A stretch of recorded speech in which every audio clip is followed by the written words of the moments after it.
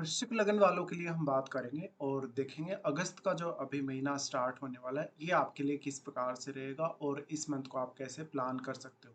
यहाँ पे हमने आपका ये लगन चार्ट लिया और जो आपको ग्रहों की प्लेसमेंट नजर आ रही है ये कुछ अगस्त के गोचर के अकॉर्डिंग ही आपको यहाँ दिखाई दे रही है।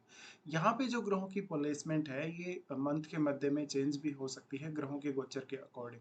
सबसे पहले हम आगे बढ़ने से पहले देखेंगे ग्रहों की जो गोचरीय स्थिति है वो किस प्रकार से आपके लिए रहने वाली है। देखिए ग्रहों की गोचरीय व्यवस्था में देखेंगे तो सूर्य की जहां तक बात करें सूर्य 17 अगस्त तक कर्क राशि में गोचर करेंगे और इसके बाद ये सिंह राशि में चले जाएंगे।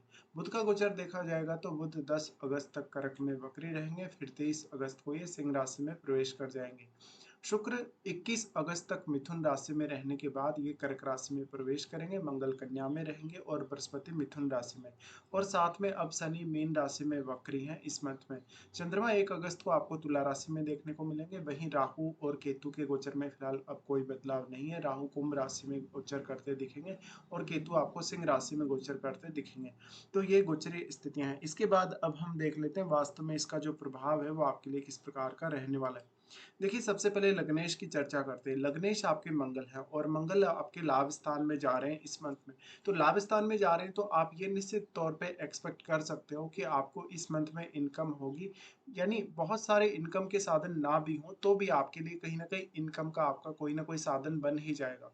अब यहाँ पे जो मंगल की प्लेसमेंट है, क्योंकि आपके चार्ट में मंगल बहुत ज्यादा इंपॉर्टेंट ग्रह है, वो सिक्स्थ लॉर्ड भी है, इसलिए आपके धनार्जन में जो भी चुनौतियां आने वाली हैं, जो भी आपको कोई परेशानी आ रही है, भले ही वो कैरियर को लेकर है या आपके अर्निंग्स, जो आपकी कहीं पैसा अगर फंसा है, आपने किसी को पैसा दे दिया वो लौट कर नहीं आ रहा, तो ऐसे में मंगल आपको काफ़ी सपोर्ट करने वाले। इसके साथ साथ जो भी लोग बिजनेस कर रहे हैं उनको थोड़ा यहाँ ध्यान देना होगा, क्योंकि 11वें भाव का मंगल है तो काफ़ी सारी एक्सपेक्टेशंस आपको देगा।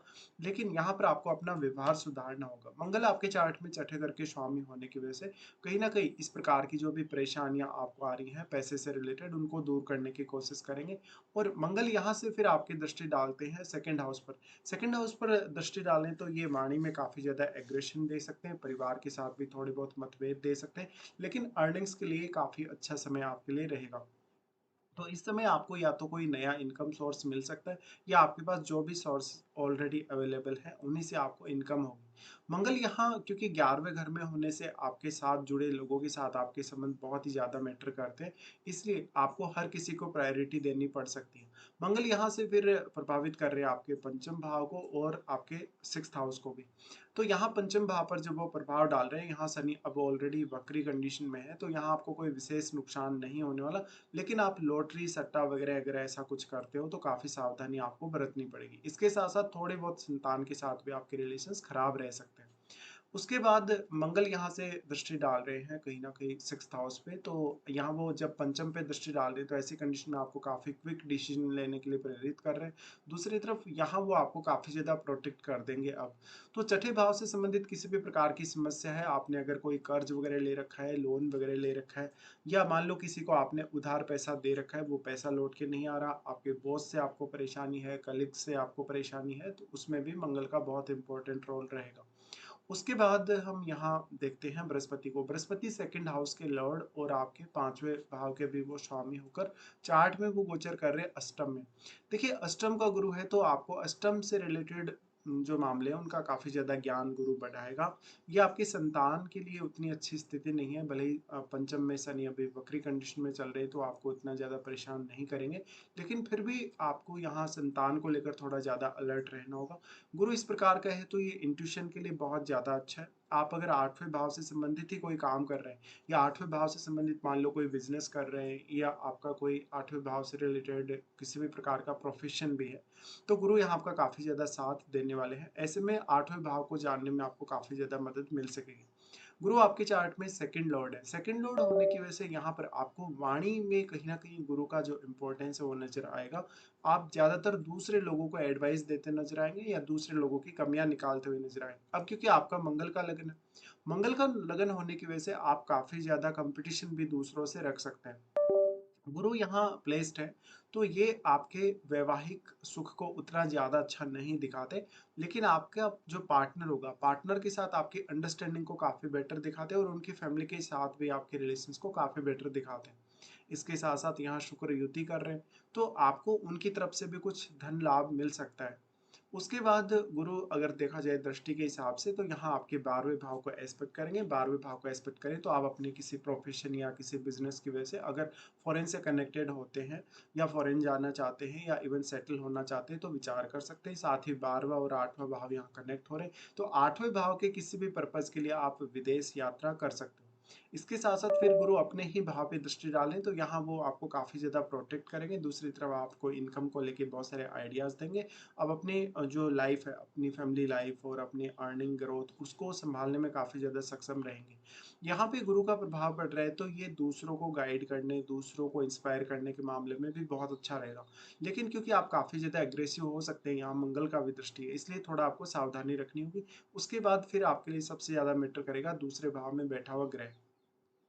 यहाँ फिर गुरु का प्रभाव पड़ रहा है आपके 4th हाउस पे। 4th हाउस पे गुरु का प्रभाव काफ़ी अच्छा रहेगा। यहाँ राहु को भी वो कंट्रोल करने की कोशिश कर रहे हैं। इसलिए इस समय आपको अगर घर से दूर जाना है या परिवार के किसी सदस्य की सेहत को लेके अगर आपको दिक्कत है, तो आप उन मामलों में थोड़ा ज़्यादा ध्यान दे सकते हैं। साथ-साथ में जो स्टूडेंट्स हैं, विशेषकर जो हायर स्टडीज़ में हैं, उनको ये समय बहुत ज़्यादा बेटर रहेगा। उसके बाद यहाँ से हम आगे बढ़ जाते हैं, शनि के बारे में बात कर लेते हैं। देखिए शनि अभी वक्री कंडीशन में चल रहे हैं, तो तीसरे और चौथे घर के वो स्वामी हैं आपके चार्ट में। पंचम में अभी वक्री कंडीशन में है, तो पंचम भाव में अभी तक जितने कार्यों में भी आपको डिले रहा है, उन कार्यों पर आप फिर से फोकस करिए। आपने जो-जो भी कार्य अभी नए स्टार्ट किए हैं पंचम भाव से संबंधित, जैसे कोई भी प्रकार का आपने स्टडी वगैरह स्टार्ट किया है, कुछ नया सीखना या कोई कोर्स वगैरह आपने परचेज़ किया कहीं से, तो उन मामलों में आप ज़्यादा बेहतर कर पाएँगे। आप अपने निर्णय लेने के मामले में भी काफ़ी ज़्यादा बेहतर कर पाएँगे। इसके साथ-साथ आप कहीं न कहीं अब थोड़ा ज़्यादा विचार करेंगे जब भी कोई निर्णय लेंगे। हालाँकि यहाँ मंगल आपको फिर भी काफ़ी ज़्यादा सपोर्ट कर रहे हैं, क्योंकि वो दृष्टि डाल रहे हैं और काफ़ी क्विक डिसीज़न लेने के लिए प्रेरित कर रहे हैं। लेकिन यहाँ पर आपका जो शनि है, शनि वक्री हो जाने की वजह से आपको थोड़ा-सा यहाँ पर कहीं न कहीं एक समय मिल सकता है निर्णय लेने के लिए। उसके बाद यहाँ शनि बैठे हैं तो वो पंचम भाव के प्रति काफ़ी ज़्यादा आपको सीरियस बनाएँगे। आप अपनी संतान के प्रति, अपनी लव लाइफ़ के प्रति काफ़ी ज़्यादा सीरियस रहने वाले हो। साथ-साथ में आपसे कोई भी गलत फैसला ना हो जाए, इसको लेकर भी आप काफ़ी सीरियस रहने वाले हो। अब देखिए शनि क्योंकि तीसरे घर के स्वामी हैं, तो तीसरे घर के स्वामी होने की वजह से पंचम भाव से संबंधित मामलों में आपका जितना भी एफर्ट होगा, वो आपका पूरा का पूरा काम आएगा।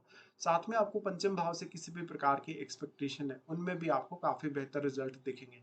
यहाँ पे वैसे भी मंगल का काफ़ी फ़ायरी प्रभाव पड़ रहा है, काफ़ी एग्रेसिव प्रभाव पड़ रहा है, तो आपके पंचम भाव से संबंधित कार्य ज़्यादा से ज़्यादा बनेंगे। लेकिन संतान को लेकर ये उतना अच्छा नहीं है, फिर 4th लॉर्ड है शनि। 4th लॉर्ड होने से अब 4th हाउस रिलेटेड मैटर्स में भी आप काफ़ी अच्छे से डिसीज़न ले सकेंगे, और जो यहाँ आपको 4th हाउस में राहु के काफ़ी ज़्यादा अपेक्षाएँ जो आपको दे रहे हैं कहीं न कहीं, उन मामलों में आप काफ़ी बेहतर कर सकेंगे। उसके बाद यहाँ से हम आगे बढ़ जाते हैं और यहाँ देखते हैं शुक्र को। शुक्र गोचर कर रहे हैं अगर देखा जाए तो 8वें घर में, और 8वें घर में इनका जो गोचर है, कहीं न कहीं 8वें घर का गोचर वैसे वैवाहिक जीवन के लिए उतना अच्छा नहीं माना जाता कभी-कभी।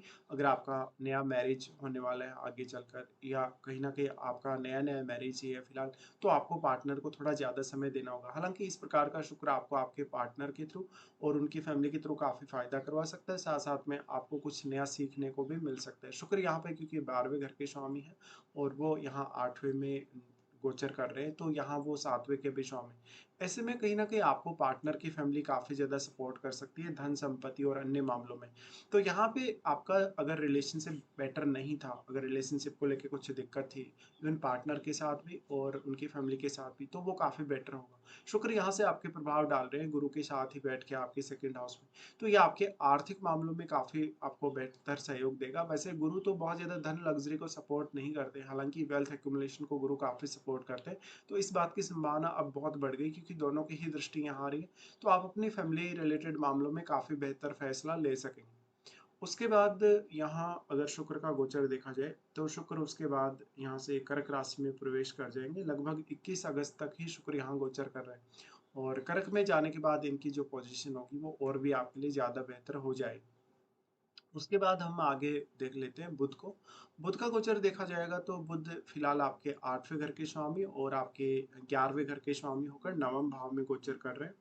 और बुध यहाँ अभी वक्री कंडीशन में है। वक्री कंडीशन में है तो आपको थोड़ा ज़्यादा अलर्ट रहना होगा अपने अष्टम भाव और अपने 11वें भाव से रिलेटेड मामलों में, क्योंकि देखिए दोनों में ही ये ड्यूअल साइन है। ड्यूअल साइन होने की वजह से कभी-कभी आपको ऐसा देखने को मिलेगा कि आप बहुत ज़्यादा विचार कर रहे हैं, कहीं न कहीं इधर-उधर की चीज़ें आपके दिमाग में आ रही हैं और एक सही फैसला लेने में कभी-कभी आप सक्षम नहीं हैं, या आपका जो माइंड है वो फ़ोकस्ड नहीं हो पा रहा है। तो यहाँ पे आपको थोड़ा ज़्यादा ध्यान देना, लेकिन बुध का नवम भाव में गोचर करना उन लोगों के लिए बहुत ज़्यादा अच्छा है जिनको विदेश जाना है, जिनको हायर स्टडीज़ वगैरह करना है, या नवम भाव का अपनी लाइफ में किसी भी तरीके से प्रयोग करना। इसके साथ-साथ आपके यहाँ क्योंकि सूर्य यहाँ युति कर रहे हैं बुध के साथ, तो ये भी आपकी हायर स्टडीज़ में आपको काफ़ी सपोर्ट करेगा। इवन आपके करियर में भी। उसके बाद हम देख लेते हैं चंद्रमा को। चंद्रमा आपके 9th हाउस के स्वामी हैं और 9th हाउस के स्वामी होकर वो आपके 12वें घर में शुरुआत में गोचर करेंगे। ये आपकी क्रिएटिविटी के लिए और इमेजिनेशन के लिए बहुत अच्छा समय होगा। अगर आप ऐसा कुछ काम कर रहे हैं, तो ये बहुत बेहतर स्थिति होगी आपके लिए। आपको काम में काफ़ी सपोर्ट मिलेगा। लेकिन मान लो अगर यहाँ पर शनि या राहु केतु बैठे हैं आपके 12वें घर में, तो ये आपको फॉरेन सेटलमेंट के लिए तो फिर भी सपोर्ट कर सकते हैं। बाकी कहीं न कहीं ये कन्फ्यूजन वाली स्थिति बन सकती है और मन में थोड़ा बहुत भय भी हो सकता है। तो यहाँ पे थोड़ा-सा आपका जो मन है वो वीक हो जाएगा अगर राहु केतु या शनि का प्रभाव है आपके 12th हाउस पे। फिर चंद्रमा आ रहे हैं आपके लगन में। लगन में आने के बाद वो आपको काफ़ी ज़्यादा चिंता देंगे और बहुत ज़्यादा इमोशनल बना देंगे, क्योंकि मंगल का लगन है और मंगल भी यहाँ 11वें घर में ही है। ऐसी कंडीशन में आपको स्वयं पर नियंत्रण नहीं होगा, जिससे कुछ फैसले आपके गलत भी हो सकते हैं और ये आपके लिए वैवाहिक जीवन के लिए भी कुछ परेशानियाँ ला सकते हैं। तो यहाँ विशेष तौर पे आपको ध्यान रखना होगा, और ये ध्यान रखना होगा आपको लगभग 2 तारीख से लेकर लगभग 4 तारीख तक। उसके बाद यहाँ चंद्रमा आ रहे हैं आपके सेकंड हाउस में, जो कि आपके अर्निंग्स के लिए बहुत ज़्यादा अच्छा होगा। आपके लिए डिसीजन लेने और अपनी वाणी से संबंधित किसी भी प्रकार के काम के लिए बहुत अच्छा होगा। वाणी आपकी काफ़ी इफ़ेक्टिव होगी। साथ-साथ में चंद्रमा यहाँ पर आपको बहुत ही ज़्यादा सुरीली आवाज़ वाला प्रभाव देने वाले हैं। ऐसे में आपका फैमिली के साथ रिलेशन काफ़ी बेहतर होता हुआ दिखेगा। चंद्रमा फिर आपके चले जाएँगे आपके थर्ड हाउस में। यहाँ पर लगभग इनकी स्थिति बनेगी 7-8 तारीख के आस-पास। तो ये स्थिति में आपको थोड़ी ज़्यादा मेहनत करनी पड़ सकती है, कोई सडनली कोई यात्रा आपको करनी पड़ सकती है। उसके बाद यहाँ देख लेते हैं सूर्य को। सूर्य आपके चार्ट में 10वें घर के लॉर्ड हैं और वो नवम भाव में गोचर कर रहे हैं। तो ये अपने मित्र चंद्रमा के घर में ही गोचर कर रहे हैं और ये लगभग रहेंगे यहाँ 17 अगस्त तक। 17 अगस्त तक उन लोगों के लिए बहुत ज़्यादा बेहतरीन ये समय रहेगा जिनको अपने स्टडी पर्पज़ या फिर अपने करियर पर्पज़ से विदेश जाना है। यहाँ पे करियर को लेकर जो लोग बहुत ज़्यादा स्ट्रगल कर रहे हैं या करियर में जो लोग संतुष्ट नहीं है, वो अपना एक नया मौका इस समय देख सकते हैं या नया उनको कोई चांस मिल सकता है सडनली। सूर्य का यहाँ आना और वो क्योंकि 10th लॉर्ड है, इसलिए आपका विदेश में अगर आप रह रहे हो तो ज़्यादा मान-सम्मान और आपको प्रतिष्ठा मिलेगी। साथ ही सूर्य यहाँ से आपको सपोर्ट कर रहे हैं काफ़ी हार्ड वर्क करने में, क्योंकि वो तीसरे घर पे दृष्टि डाल रहे हैं। तो ऐसा सूर्य आपको काफ़ी एक्टिव बनाए रखेगा और वैसे भी आप मंगल से संचालित होने वाले पर्सन हैं, तो आप काफ़ी एक्टिव ऑलरेडी हैं। उसके बाद सूर्य यहाँ प्रवेश कर रहे हैं अपने घर में, लेकिन यहाँ क्योंकि केतु हैं, केतु होने से आपके बॉस के साथ और इवन आपके जो सीनियर लोग हैं, जो कलीग हैं, उनके साथ रिश्ते बिगड़ने की संभावना बन सकती है। करियर में कुछ ना कुछ आप गलत फैसला भी ले सकते हैं सूर्य के यहाँ आने से। बहुत ज़्यादा एग्रेशन, बहुत ज़्यादा गुस्सा आप में बढ़ जाएगा। तो इसका विशेष तौर पे आपको ध्यान रखना होगा। तो ये आपके लिए कुल मिलाकर गोचर रहेगा। तो ये आपके प्रोफ़ेशन वाइज़ या करियर वाइज़ उतना अच्छा मंथ नहीं है, लेकिन आपकी स्टडीज़ को लेके अगर देखा जाए तो ये मंथ ज़्यादा बेहतर है और आपकी अर्निंग्स को लेकर भी। ऐसे में जो भी फैसले आप इस मंथ में करें वो काफ़ी बेहतर तरीके से करें। अगर हम राहु केतु के गोचर को देखेंगे, तो राहु 4th हाउस में ट्रांज़िट कर रहे हैं। 4th हाउस का राहु आपको विदेश सेटलमेंट में ज़्यादा से ज़्यादा सपोर्ट करेगा और आपको पारिवारिक मामलों में भी काफ़ी ज़्यादा एग्रेसिव बनाएगा। इसके साथ ही क्योंकि केतु अब दसम भाव में आ गए, तो दसम भाव में गोचर करने से करियर पे मेनली आपका फोकस रहना चाहिए। उसके बाद हम देख लेते हैं कौन-कौन से अच्छे दिन आपके लिए इस मंथ में निकल के आने वाले हैं और कौन-कौन से आपके लिए कुछ खराब दिन भी हैं। देखिए सबसे पहले अच्छे दिनों की बात की जाए, तो आपके लिए अच्छे दिनों में 5, 6, 16, 17 और 20 से 24 तारीख तक। ये दिन काफ़ी ज़्यादा बेहतर है। अगर आपका कोई भी ऐसा काम है जो नहीं बन रहा, जिसमें आपको काफ़ी स्ट्रगल करना पड़ रहा है, बहुत ज़्यादा मेहनत करनी पड़ रही है, तो आप उन कार्यों को इन दिनों में अंजाम देने का प्रयास कर सकते हो। उसके बाद हम देख लेते हैं कौन-कौन से आपके लिए कुछ खराब दिन यहाँ रहने वाले हैं। देखिए चंद्रमा का गोचर जो होगा मेष राशि में, तो 14 और 15 आपके लिए काफ़ी स्ट्रगल वाला फेज़ रहेगा। इस दौरान आपसे कुछ गलत हो सकता है पैसे वगैरह को लेके। पैसे का लेन-देन करते हैं किसी के साथ तो बहुत ज़्यादा सावधानी रखनी होगी। आपको अपने स्वास्थ्य को लेके बहुत ज़्यादा सावधानी रखनी होगी और कार्यस्थल पर आपके ऊपर प्रेशर बढ़ेगा, आपके कार्य भी काफ़ी तेज़ी से बढ़ेंगे। चंद्रमा का गोचर जब होगा अष्टम भाव में, तो 18 और 19 को अचानक से कहीं से धन लाभ हो सकता है, लेकिन ये आपको काफ़ी मानसिक तौर पे कहीं न कहीं प्रेशर में डालेगा। आपके ऊपर काम का प्रेशर बहुत ज़्यादा रह सकता है, जिससे आपका मन थोड़ा परेशान रह सकता है। चंद्रमा का गोचर जब तुला में होगा, तो ये स्थिति बनेगी 1 तारीख को और 27 से 29 तक। ये समय आपके लिए उतना बेहतर नहीं है। जो लोग विदेश जाना चाहते हैं या विदेश में सेटलमेंट का विचार कर रहे हैं, उनके लिए फिर भी ये काफ़ी सपोर्टिव हो सकता है। लेकिन बाकी अन्य मामलों में आपको निर्णय लेने में देरी हो सकती है, कुछ गलत फैसले भी आपसे हो सकते हैं। तो ये कुछ खराब दिन आपके लिए हैं इस मंथ में। तो फिलहाल आपको वीडियो देखने के लिए धन्यवाद।